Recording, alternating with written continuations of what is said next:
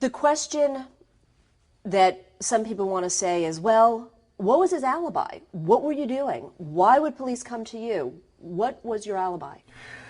I had an entire day mapped out at that time period. You know, there were many people that had saw me. At the time that the police say the murders took place, I was actually on the phone with 3 different people. The problem was the attorneys I had at the time, the public defenders, never even called them to the witness stand, never even asked them about this kind of stuff. The claim. I was on, the time that they say the murders happened, I was on the phone with 3 different people. You know, the attorneys that I had were so incompetent, it boggles the imagination. You know, I asked them, why aren't you going to call these people up on the stand so that they can testify that they were on the phone with me? And they would say, we don't need them. You know, the state's case is so weak and ridiculous as it is, there's no point in even wasting time on this.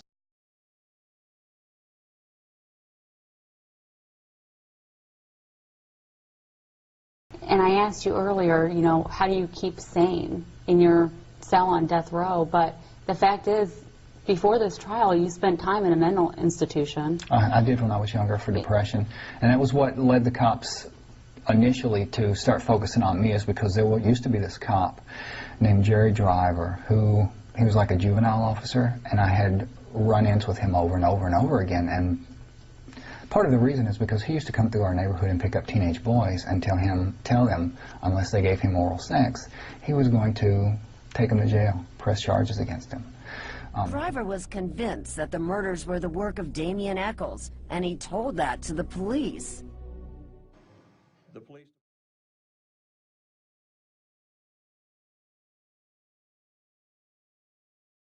Let's go back to 1993. Had you, that area, that Robin Hills area, was that an area that you were familiar with or had ever been in? No. To 1993. Had you, that area, that Robin Hills area, was that an area that you were familiar with or had ever been in? No.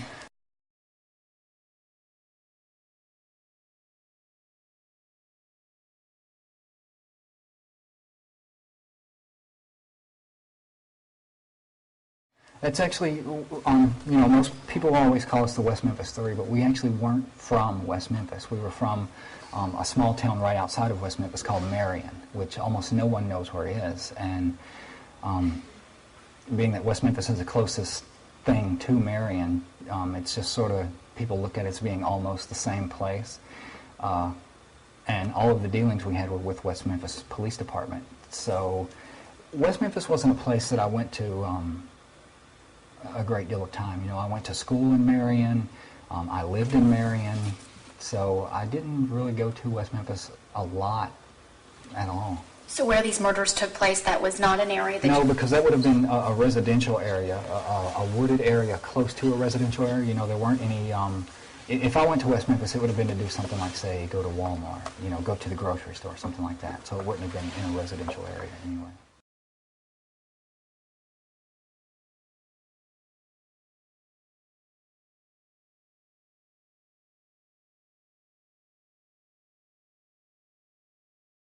The police, the prosecutor, the judge, the jury, all of them got it wrong? In our opinion, yes. In our opinion, yes.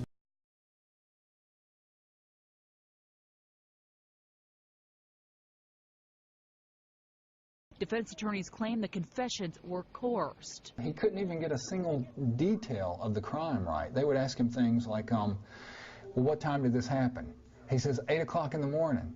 Well, they knew that was a lie. They knew it wasn't true because the kids were in school at 8 o'clock in the morning. They didn't care. Both buyers, Michael Moore and Stevie Branch, were found naked and hogtied in a West Memphis ditch. Prosecutors say the murders were part of a satanic ritual. You had nothing to do with any of this. Absolutely nothing.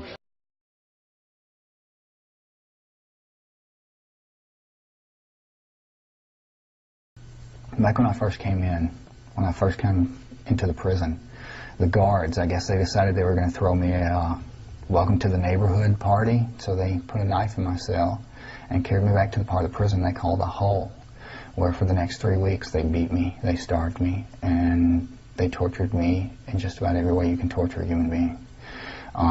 They beat me so bad I pissed blood. One of the things they did is they messed up my teeth. They caused a lot of damage in my teeth. Well, in prison there are no root canals, there are no crowns, there are no caps. I was in more pain than most people can imagine. Imagine the absolute worst toothache you've ever had in your life, and then imagine it multiplied by 10, and then imagining it lasting for years. Well, there was nothing I could do. You know, they told me, deal with the pain as long as you can, and then when you can't take it anymore, we'll pull your teeth out. I didn't want to live with no teeth. I didn't want to have to come and face my family with no teeth because I was beaten by a bunch of prison guards. So I had to learn things like Reiki, Qigong, therapeutic touch, you know, different types of meditation that allows you to deal with pain and physical illness and ailments. And this was in what facility, your original facility? That was in the one over there, yeah. You have teeth now. Exactly. It's allowed me to, these practices has allowed me to deal with the pain and keep it at bay enough to hold out.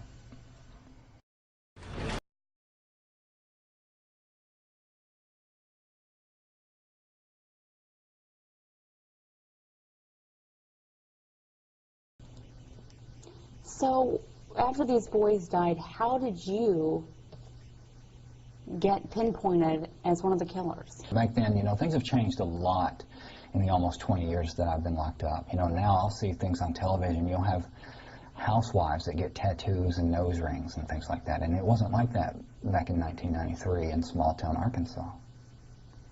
Back then when this happened, what do you think it was that made the community, the state even, surrounding states, so certain that you guys were the ones that were involved in this? This was 1993. Things were a lot different back then, even than they are now. You know, now you have housewives who have tattoos. And it wasn't really like that back then, at least not in Arkansas it wasn't. So.